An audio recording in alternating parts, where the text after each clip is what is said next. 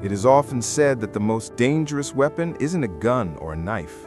It is trust. The moment you lower your guard, the moment you allow yourself to be vulnerable with a stranger, is the moment you are most at risk.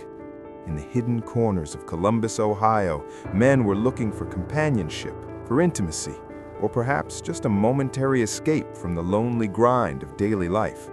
They thought they were paying for an hour of affection. They didn't know they were paying with their lives. Between January and June of 2023, 4 men met a woman who offered them a good time, only to deliver a fatal dose of silence. And for months, no one realized they were being hunted. Welcome to Under the Evidence. The setting is Columbus, Ohio, a bustling metropolitan hub, typically known for its university spirit in Midwestern industry. But like any major city, it has an underbelly, a shadow world of cheap motels and late-night meetups arranged through screens and hushed phone calls. In this world, anonymity is currency. Transactions happen behind closed doors, often involving sex work where the rules of polite society are suspended. It is a dangerous environment for everyone involved, but usually the danger is physical violence or arrest. In early 2023, however, the danger had evolved. The threat wasn't a bruised eye or a robbery at gunpoint. It was invisible, tasteless, and odorless. It was a chemical weapon, disguised as hospitality. The victims in this case were not connected by friendship or profession. They were connected only by a fatal decision to meet the same woman. They were men of varying ages and backgrounds, likely believing they were engaging in a simple transactional encounter. There was Joseph Crumpler, a 30-year-old from the Northeast Side, with decades of life ahead of him. There was Robert Snoke, 54, from Pataskala. Wayne Aiken, 64, also from the Northeast Side, a man whose family would become crucial in uncovering the truth. And finally, Guy Renda, 42, from the Southeast Side. These were men with families, histories, and routines. They were not just statistics. They were sons, fathers, and brothers who vanished into the haze of an overdose, leaving behind questions that initially seemed to have no answers. The timeline of death began quietly. In December 2022, a 5th man, whose name remains protected, met with a woman for a sexual encounter. He was offered a drink. He took it. The next thing he knew, darkness took over. He survived the overdose, waking up to find he had been robbed. He was the lucky one, the warning shot that went largely unheard. Then came the new year. On January 15, 2023, Joseph Crumpler met the same woman. The modus operandi was identical. A hotel room, a transaction, a spiked drink. But Joseph didn't wake up. The fentanyl in his system shut down his respiratory drive, and he died alone in a room not his own. The perpetrator didn't panic. She didn't call 911. She calmly rifled through his belongings, took what she wanted, and left him there. The pattern repeated 3 months later.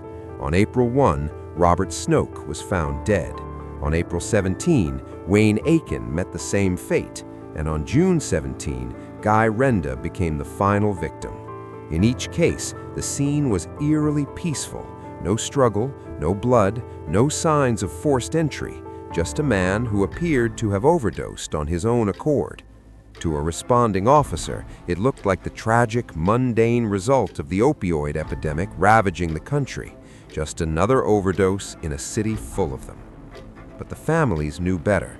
Specifically, the family of Wayne Aiken refused to accept the narrative of an accidental death. Christine Aiken Crockett, Wayne's daughter, became the driving force where the system stalled. She knew her father. She knew the circumstances didn't add up. While police initially treated the deaths as isolated overdose incidents, awaiting slow-moving toxicology reports, Christine was conducting her own investigation. The breakthrough didn't come from a high-tech forensic lab or a police dragnet. It came from the streets. Months before the police connected the dots, Christine received a chilling tip. The tipster was specific. Becca was killing people. She was drugging them to rob them, and she had already killed 4 men, including Wayne. Christine took this information to the Columbus Division of Police. She handed them the name, she handed them the motive. But in a frustrating turn of events common in overstretched jurisdictions, she was initially turned away. She was told that without the toxicology results confirming the cause of death was suspicious, there was little they could do. The investigation was stuck in bureaucratic limbo while a serial killer remained active. It wasn't until the 4th man, Guy Renda, died in June that the Detective Bureau finally coalesced the scattered reports into a single terrifying picture. The evidence, once assembled, was overwhelming. The toxicology reports came back confirming lethal doses of fentanyl in all 4 men. Phone records placed Rebecca Auborn, a 35-year-old sex worker, at the scenes. Witness statements, likely from the survivor and the tipster, corroborated her method: lull the victim into a false sense of security, administer the drugs, wait for them to pass out, and strip them of their cash and valuables. It was a cold, calculated business model where murder was just collateral damage, or perhaps a necessary silencer. Rebecca Auborn was not a chaotic killer acting on impulse. She was a predator who weaponized intimacy. Her profile fits that of a comfort killer or a black widow, though her motive was strictly financial. She didn't kill for insurance money or inheritance. She killed for the cash in a wallet. She exploited the stigma surrounding sex work and drug use, betting that the deaths of her clients would be written off by society and law enforcement as misadventures or accidental overdoses. She banked on the idea that no one would look too closely at dead men in cheap motels. She was wrong. In September 2023, the grand jury indicted Auburn. She was charged with multiple counts of murder, aggravated robbery, and felonious assault. The sheer volume of evidence gathered by the Ohio Attorney General's office and the Columbus Police left her with few options. The survivor from December 2022 provided a living link to her methods, proving the intent was robbery and the weapon was the drug. The legal aftermath was swift. Rather than face a jury and the certainty of a life sentence without parole, Auburn chose to cut a deal. On a Friday in early 2024, she stood in a Franklin County courtroom, the weight of 4 lives pressing down on the proceedings. She pled guilty to 4 counts of murder. She also admitted to the felonious assault of the man who survived. The plea deal spared the families the trauma of a graphic trial, but it offered little comfort. Christine Aiken Crockett expressed a grim gratitude, stating that after 2 years of preparing for the worst, the grieving process could finally begin. The woman who had turned her father's trust into a weapon was finally being held accountable. Rebecca Auborn faces a sentence of 69 years to life. She will likely die in prison, a fate she sealed the moment she mixed fentanyl into a drink for a few $100s.